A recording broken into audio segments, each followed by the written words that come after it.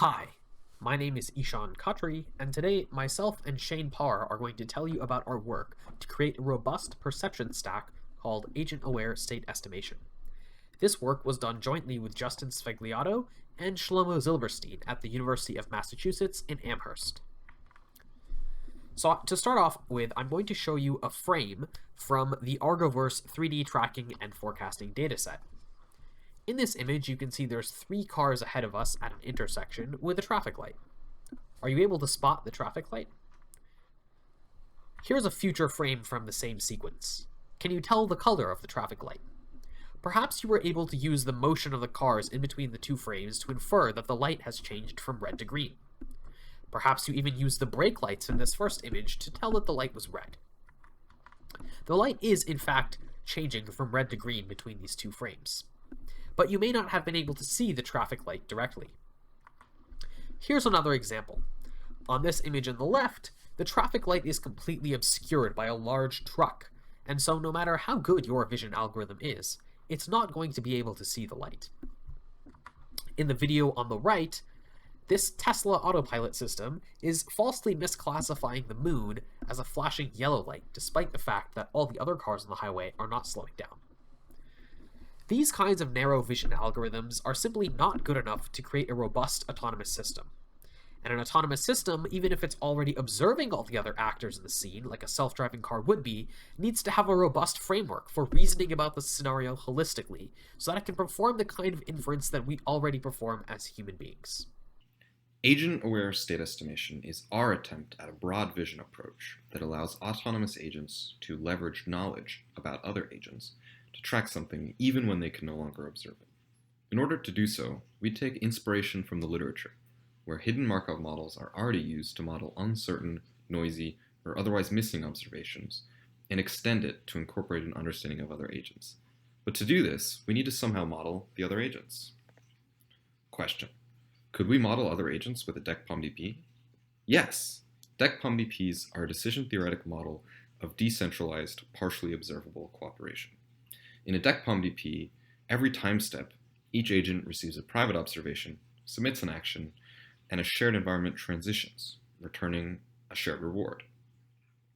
I won't go into too much detail here, but something which is important to know with Dec-POMDPs is that often the state is also factored, just like the actions and observations, where there's a state factor that's global, that's shared among agents, and each agent has their local state, which is often S of 0 would be the global, and S of 1 through S of n would correspond to agents 1 through n. This is the notation we use here in our talk.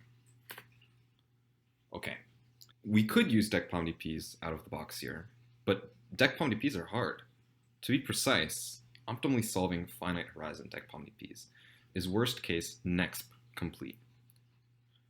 For the sake of generality, we formalize the general agent-aware state estimation problem, ASEP, using Dec-MDPs, a slightly easier variant, which are just Dec-POMDPs, where state can be exactly recovered by collecting all observations 1 through n received by each agent each time step, and state can be exactly recovered, conditioned on those observations.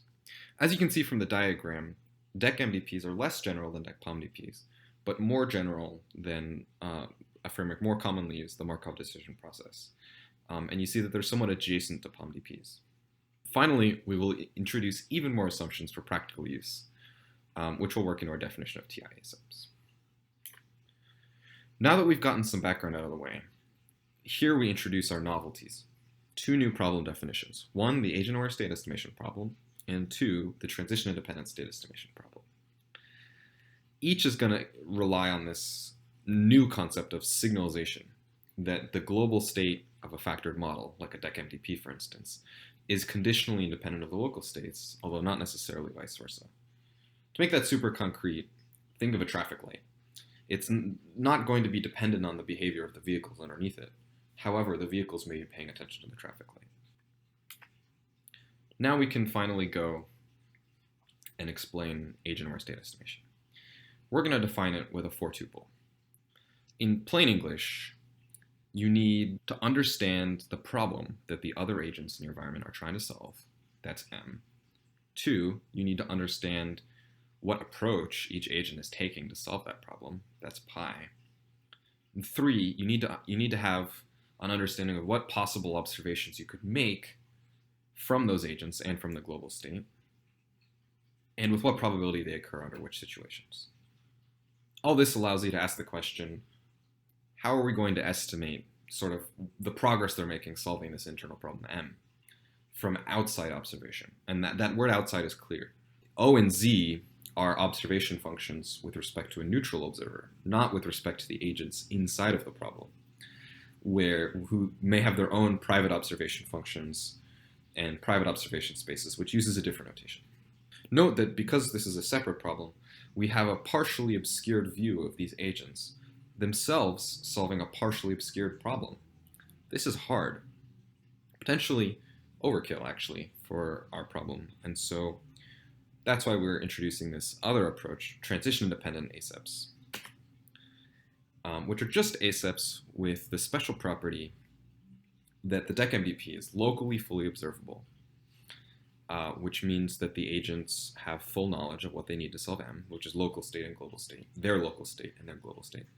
And transition independence, which means that the agents don't interact, and that means their local states don't interact either. Together, this means that we can define the policies of each agent, sort of their approach, as only being dependent on their local state and their global state, and each agent can ignore the other agents. This is great. It's much simpler, and it turns out that it's also amenable to faster algorithms. It also can exactly be represented by a dynamic Bayesian network, shown on the right.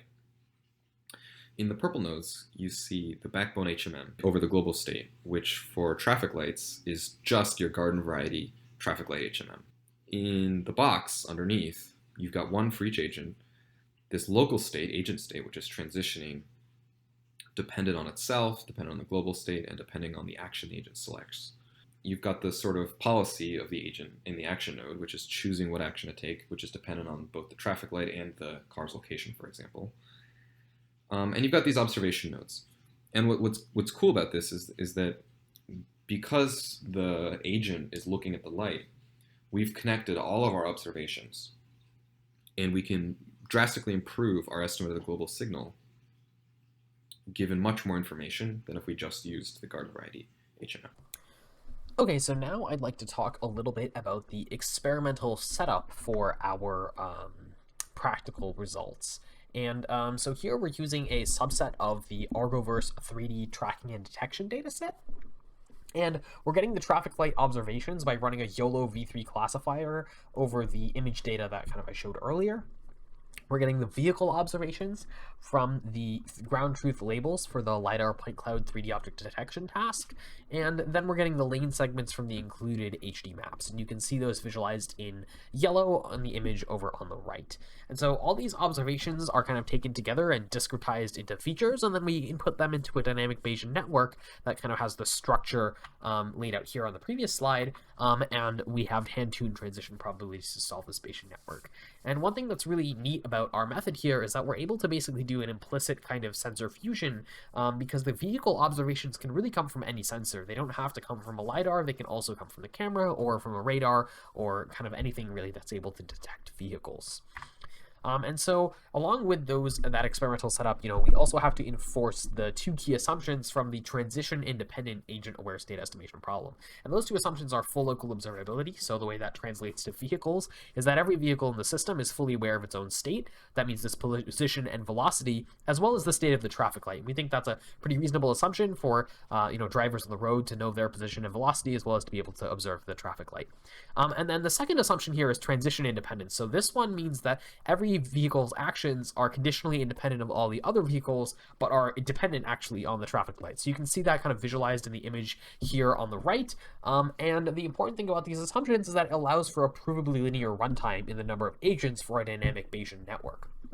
So the one thing that I want to address here is that this transition independence seems like an awfully restrictive precondition to being able to use agent-aware state estimation.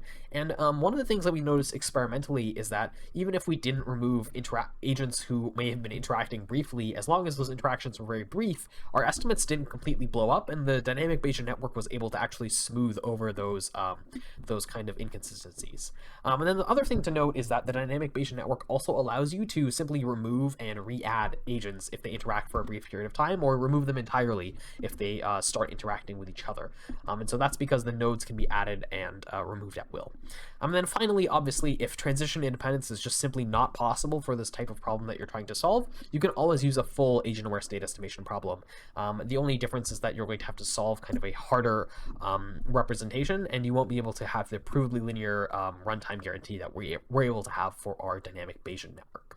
So to get into a little bit of the quantitative results here, we have kind of had to model various kinds of occlusions because not every scenario in the Argoverse dataset has an occlusion. So there's 21 scenarios in total, and there's 3,762 frames that were kind of taking this data over. And so we modeled two different kinds of occlusions. The continuous occlusions occur over multiple frames, and so these can take place at the start, at the end, or randomly within the sequence. And the length of the occlusion is given by the percentage up here. So 0% means that 0% of the frames from the scenario were occluded.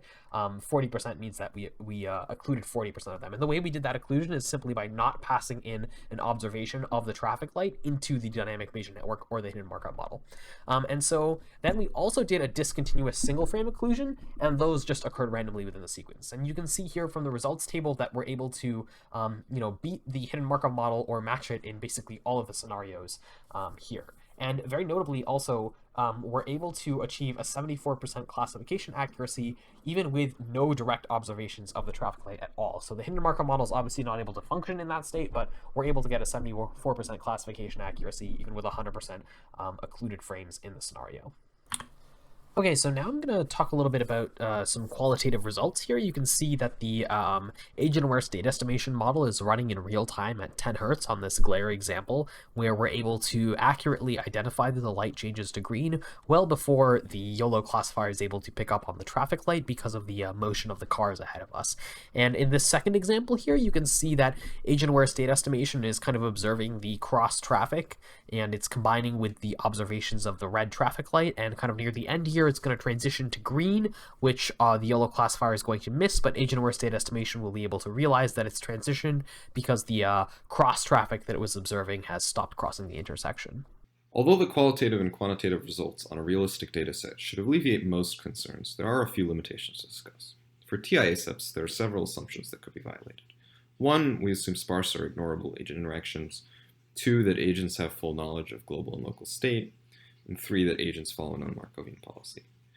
In most cases, you can just ignore agents that are violating these assumptions. For instance, if 2 agents are interacting, you can just remove them from the model for the duration of the interaction. However, if that doesn't seem feasible, you can also work to incorporate those complexities into your model and drop the transition independence, for instance, and find yourself with a general ASEP. There is, however, one assumption that cannot be violated if you're doing agent-aware state estimation, and that's that you can well approximate the agents with a known stationary policy in general.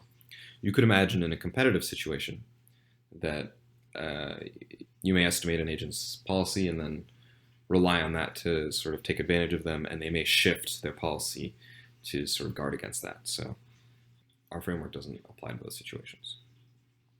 Finally, for next steps, we want to both explore a wider space of ASEPs under different sets of assumptions and build out the theory, as well as improve the more practical traffic light model and by making tweaks and using a larger data set. In conclusion, agent-aware state estimation is a framework that allows for more holistic vision in a multi-agent environment.